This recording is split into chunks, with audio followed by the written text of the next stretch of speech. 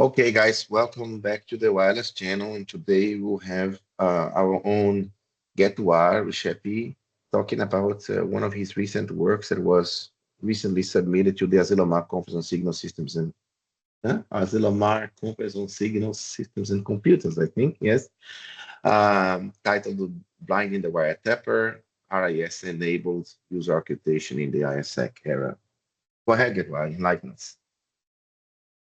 Thank you. So today I'm going to present this work that we submitted to Asilomar, which was a collaboration between our group and George Alexandropoulos from National and Kapodistrian University of Athens.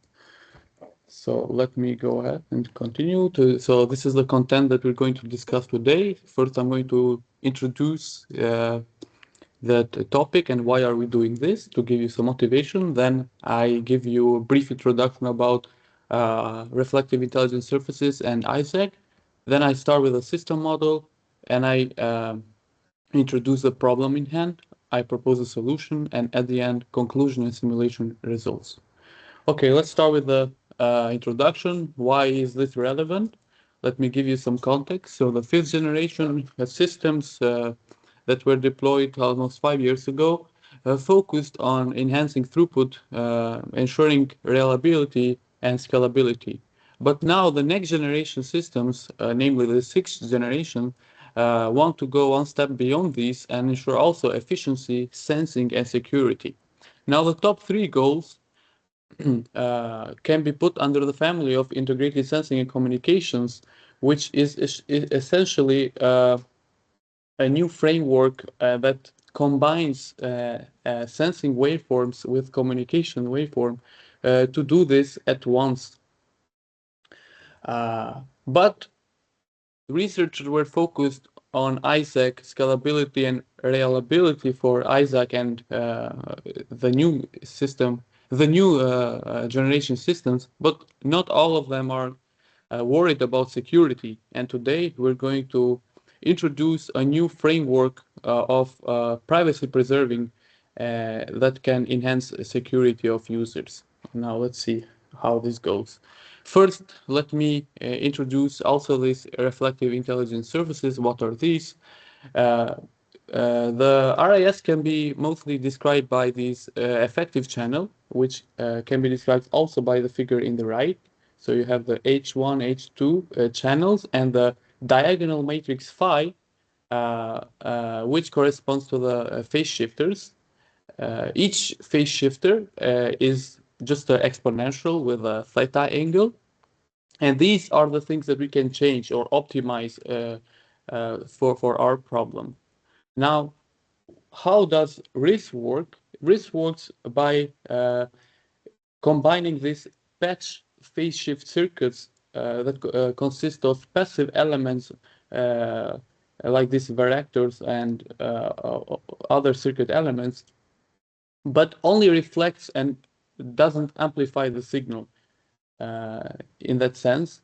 And usually RISs are envisioned to be used in urban environments where the loss or the line of sight channel is blocked by obstacles or buildings, like the case in this figure.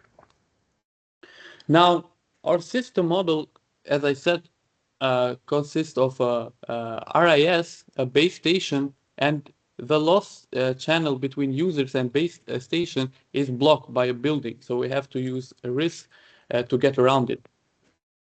And we have the channel between base station and IRS, this H channel, which is a far field model channel. And we have the channel between RIS and the users, and we consider this as a near field channel. So the users are close to RIS, while RIS is far from base station. Now, imagine a wiretapper comes and tries to steal the received signal and other confidential information from our ISAC system model. So in this case, users want to communicate, but also base station wants to sense the location of these users to complete the ISAC system. Now, the location of the users can be expressed in spherical coordinates as such. And then the phi and the theta angles are the azimuth and elevation, respectively. That goes from minus pi to pi.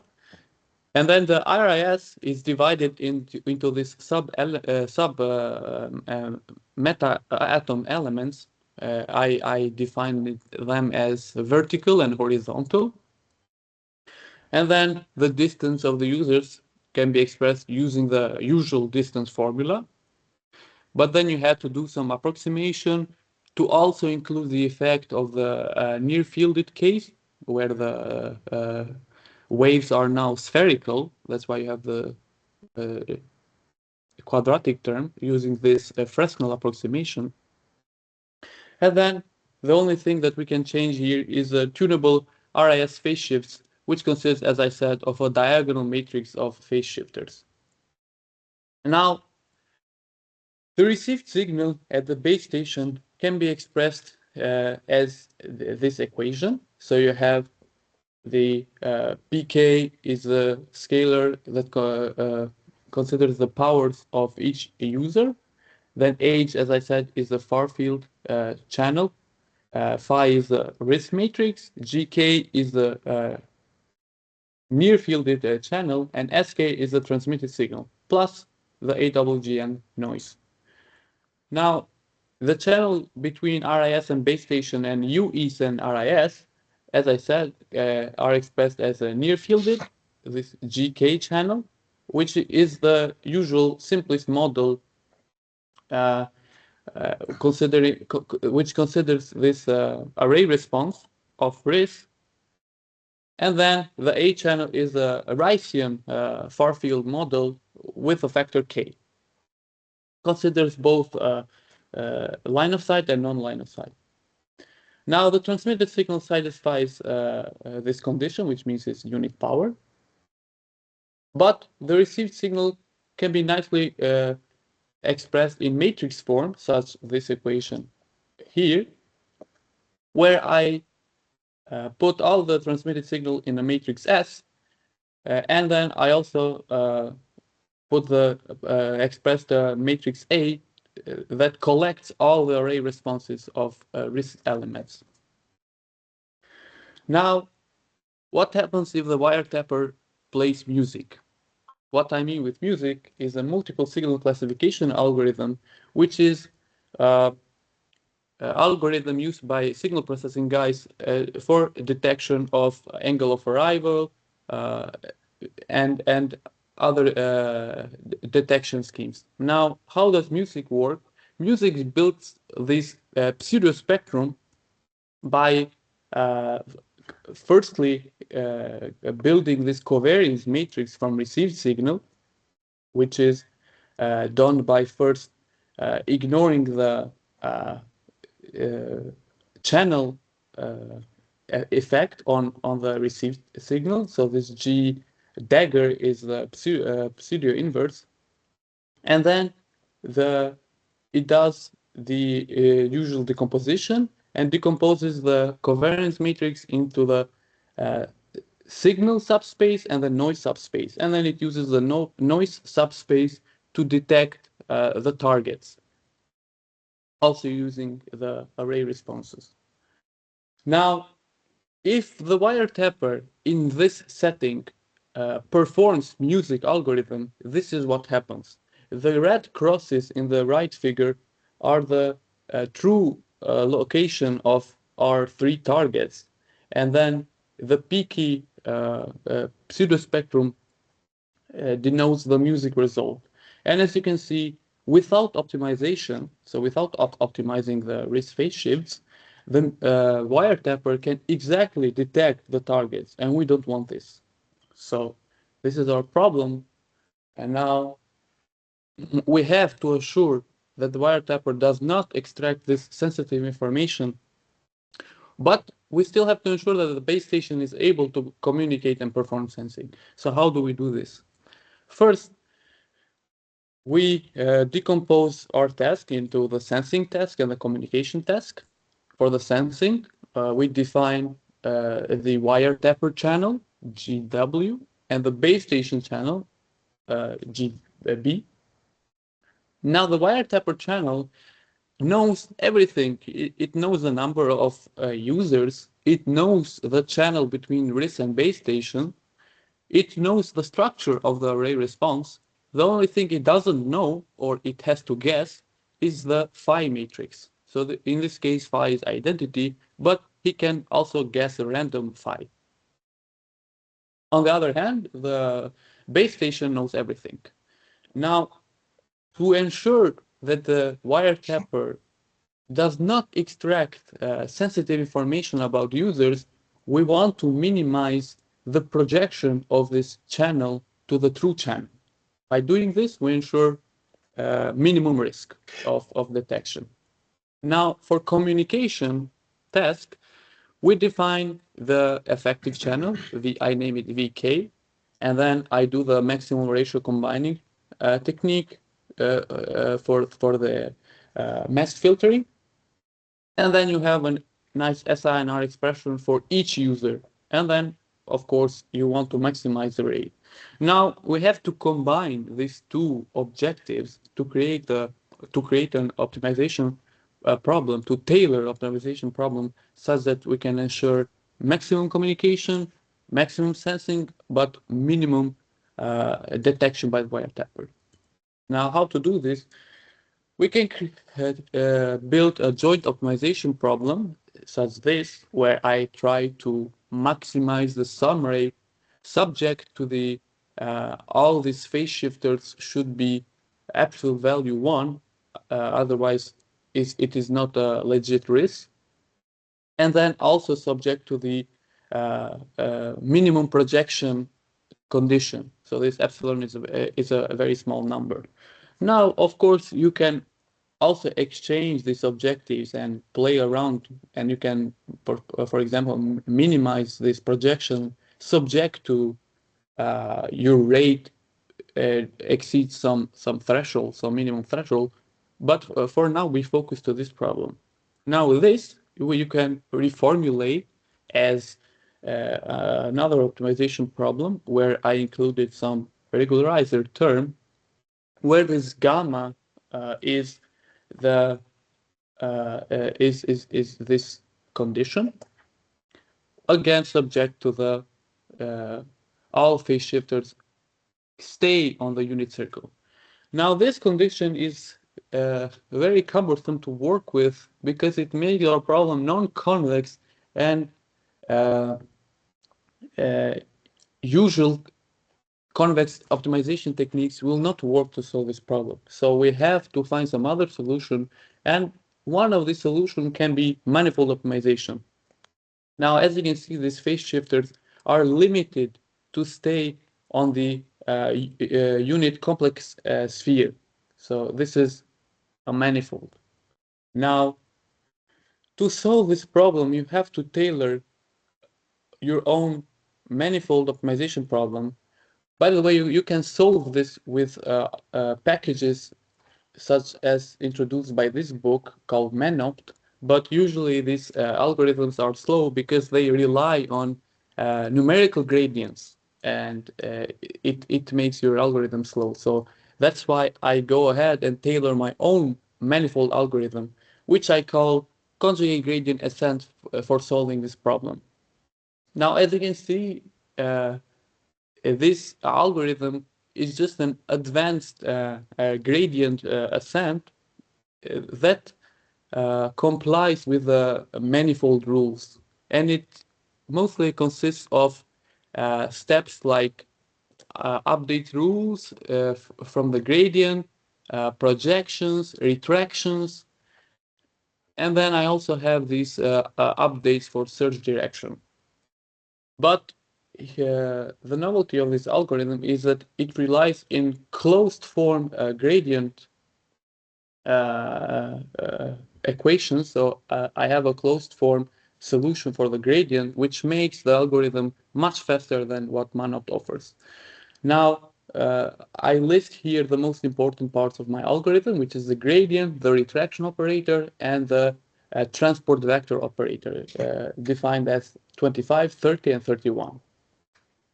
And at the end, you have your new diagonal matrix that consists of the new phase shifters that will maximize the rate and ensure minimum projection such that the wiretapper does not steal our information.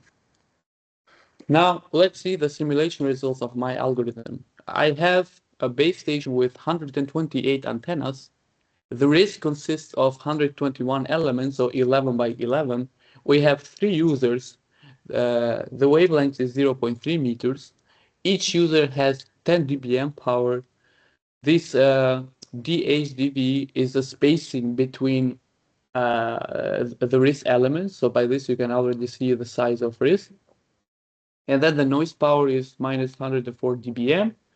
The users are randomly selected in the distance from 1 to 20 meters, and the angles are both elevation and azimuth are also randomly from minus pi to pi radians.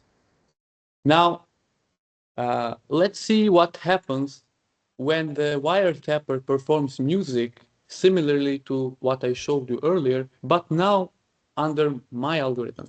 And this is the result. As you can see now, the music pseudospectrum does not guess the true location of targets, but instead it gives you a very ambiguous power spectrum, and you cannot infer anything about the true location of users from this pseudospectrum. On the other hand, when the base station performs music, it can correctly detect, as it can be seen by the figure in the right, the true location, the elevation and azimuth angle of the 3 targets. Now, besides the angles, remember that we also have a distance. And this is the resulting distance power spectrum performed from both the wiretapper and the base station. As you can see, the intercepted line is the pseudospectrum performed by the wiretapper. And here, actually, there are 3 colors, but they are overlapping, and it seems that it's only 1, but there are 3. And it seems that the wiretapper cannot guess anything about the distance. And in fact, we have a flat spectrum, which confirms the ambiguity gained by the wiretapper. On the other hand, the full line is the distance estimation by the base station, and each cross gives the true location. And as you can see, more or less, the base station can detect correctly the true distance of the users. Now, to verify our results in terms of some varying power, I vary my transmit power in dBm, and I plot the normalized mean square error, which is defined as this quantity. So the true distance minus the estimated norm squared over the true distance norm squared. As you can see, this is a dimensionless quantity. Now the black balls and the black squares correspond to the wiretapper estimation for both angle and distance. And as you can see, similarly to all the other results, it is again a flat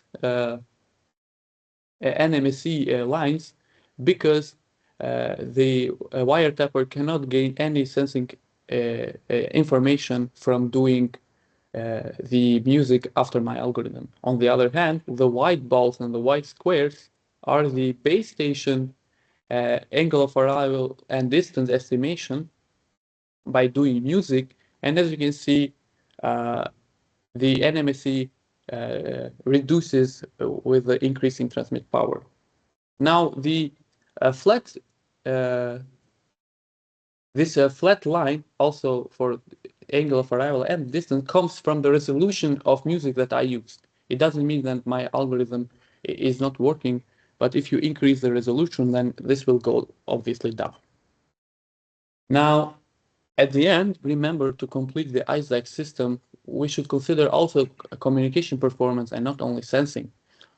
Here I plot the CDF of the maximum, the minimum, and the individual rates that were achieved by the system model that I presented above.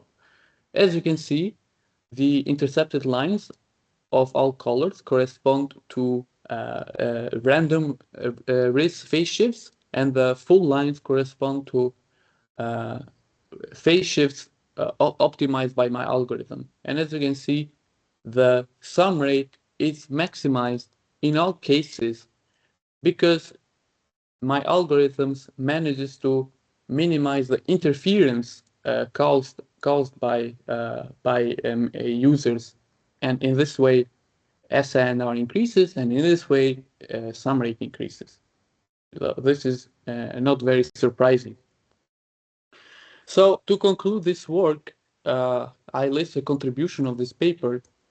So first, we proposed a new privacy-preserving ISAC framework assisted by RIS. Then we formulated the non-convex problem to guarantee secure communication and sensing. And then at the end, I developed a novel conjugate descent algorithm to solve this optimization problem. Now, for future work, we want to we want to use this framework also for the other perspective, meaning the Wiretapper perspective, and develop algorithms that resemble attack strategies for RIS, and then also play around with the channel modelings, because here the models are very simple, so maybe include more realistic properties, etc. So these are some of the references, and thank you for your attention. If you have any questions, I will be happy to answer. Thank you, Getwar. Guys, any questions? So I have one question. Yes. When you go back to your communication results, communication performance results, you had the CDA for the triple rate here, which is fine. It makes sense, as you said. Did you also check the bit error rates at the base station and the bit error rates that the Wiretapper could achieve? Because although this is very informative, it doesn't really say if the Wiretapper can decode your data, right? And that's, I would say, a pretty important part of this whole secure ISAC regime that we are exploring. Yes, you are correct. But in this paper, because it was a conference paper, only 5 pages, I consider the Wiretapper only as a attacker for sensing part, not for communication part. So that would come to the extension of this work. But yes, you are I correct. see. In order Okay. to verify, to complete the ISAC in this sense, we have to consider also the bit error rate.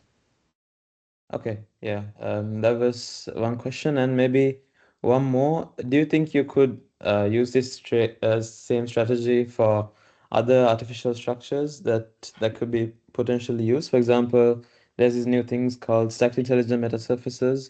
Could you use one to do the same thing, to blind the Wiretapper? In principle, yes, because to my knowledge, you also have this limitation of unimodular phase shifts, correct? Mm-hmm. Then in principle, yes, you can tailor a similar joint optimization problem, but maybe you should put more constraints. I'm not very sure what other constraints would come from this stacked intelligent metasurface, but in principle, yes, it can be done. Okay, thank you. Thanks, Ryan. Any other questions? Nick? No? No, If not, thank you. okay. Then I have one. Could you think a little bit together with us here? What would happen if you had a situation where you have multiple races, right? And you might have yeah, and you might have eavesdroppers or wiretappers on each one of the races as well, but you don't have collusion among them. Understand? So suppose, because here you assume that the wiretapper is clamping on the base station, but the RIS is protected. I mean, the RIS is safe. Yes. Let's suppose that you have an attacker that really tries to attack all the points, but it doesn't have collusion. What would happen? So you Collusion mean meaning that the wiretappers are independent. They can act on their own, but they cannot really share all of their information to enable it. Each one of them is trying to use the signal that it has access to to try to estimate the location of the targets, but they don't collaborate. I see. So in this case, you say you have a wiretapper here, but also one here, but they don't collaborate. Yeah. In that case, one would have this would be a much more complex problem in terms of optimization theory, how to tailor this. But if they don't collaborate, then you have to modify this RIS such that none of them could gain some useful information. One scenario that pops into my mind right now is using maybe some I also seen this in other works, but you can permute the antennas here, and even if this wiretapper knows the RIS phases, he cannot gain some useful information because of this permutation. And then he has to do some search, and that search would be exhaustive. And then in the other hand, I would program the RIS phase such that this guy would not get any useful information. So yeah, this is an interesting line of thought, but one has to sit down and really think about this. Yeah. Now I give you the background of my question. I actually was thinking about the generalization of these, in which you have, as I said, different wiretappers on each one of the structures, but you would have multiple RISs, and then one can think about a number of variations. Of course, the bad case would be if you have full collusion. So all the wiretappers have full access to all the information without any errors. But an immediate, more realistic case would be that the wiretappers have access to partial information of each other. So you have some error there. You can even consider you have a delayed information with respect to one another. And one can even think about you have different types of topology of information. So, for example, the base station guy can access each one of the RISs independently, but the RISs cannot know of each other. You understand? So one can then elaborate a number of different scenarios of collusion and see which scenarios would actually be susceptible, I mean, would be vulnerable, and which ones would not, because this would give us an idea of how much security can you build or privacy you can build by not using a single RIS, but instead splitting different RISs. And then this connects to the question by Ryan, because if let's suppose that you have two options, that you can either put one big RIS and you're going to have a resulting error rate, or you can split your big RIS into smaller RISs. You might have a less effective result, but on the other hand, you might have higher security under the premises that you break the collusion. You feel what I'm saying? And so you might end up having a trade-off between privacy and performance as a function of the fragmentation of your RISs. I see. Yeah. I see what you're saying. That's what came to mind.